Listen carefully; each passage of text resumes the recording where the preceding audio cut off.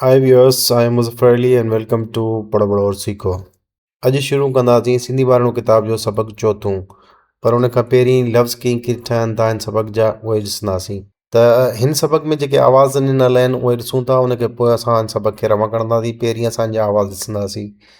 आवाज़ मिलनि था, ॾिसो हिकिड़ो आहे आवाज़ सीन ज़बर स, ॿियो आवाज़ आहे बे ज़बर ब, काफ़ पेश को। लफ़्ज़ ठहियो सबक़। ईअं ई चेवा चो, थे वा नून पेश थूं। लफ़्ज़ ठहियो चोथूं। सीनीअ ज़ेरे सी, टेईअ ज़ेरे टी। लफ़्ज़ ठहियो सीटी। हेईअ ज़ेरे ही, हमज़ो ज़बर अ। इहे मुख़्तलिफ़ ॿ आवाज़ आहिनि। इहा आवाज़ मिली करे लफ़्ज़ ठहियो ही अ। अलफ़मंद आ, हेईअ हे। लफ़्ज़ ठहियो आहे। तेईअ ज़ेरे ती, लामीअ ज़ेरे ली। लफ़्ज़ थियो तीली। शीनीअ ज़ेरे शी, शीनीअ ज़ेरे शी। लफ़्ज़ छा थियो शीशी। गाव ज़बर ग, सीन ज़बर स। लफ़्ज़ ठहियो गस। छे ज़बर छ, ॾे ज़ेरे ॾ। लफ़्ज़ ठहियो छॾ। हिन में टे आवाज़ मिलनि था तॾहिं हिकिड़ो लफ़्ज़ ठहे थो। शीन अलिफ शा, बे अलिफ बा, सीन ज़ेरे से। लफ़्ज़ ठहियो शाबास। ॾे अलिफ ॾा, ॾेईअ ज़ेरे ॾी, ॾा ॾी। नून अलिफ ना, नूनीअ ज़ेरे नी, नानी। हाणे फ्रेंड्स असां हिन सबक़ खे रवां करे पढ़ंदासीं पूरो।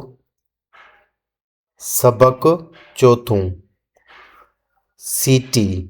ऐं ॾिसो सबक़ में लिखियल बि आहे ॿ आवाज़ मुख़्तलिफ़ जेके ॾिनल आहिनि। सीनीअ ज़ेरे सी, टेईअ ज़ेरे टी। सीटी। सीटी हीअ सीटी आहे। शीशी, हिन में बि ॾिसो ॿ आवाज़ आहिनि। शीनीअ ज़ेरे शी, शीनीअ ज़ेरे शी। हीअ शीशी आहे।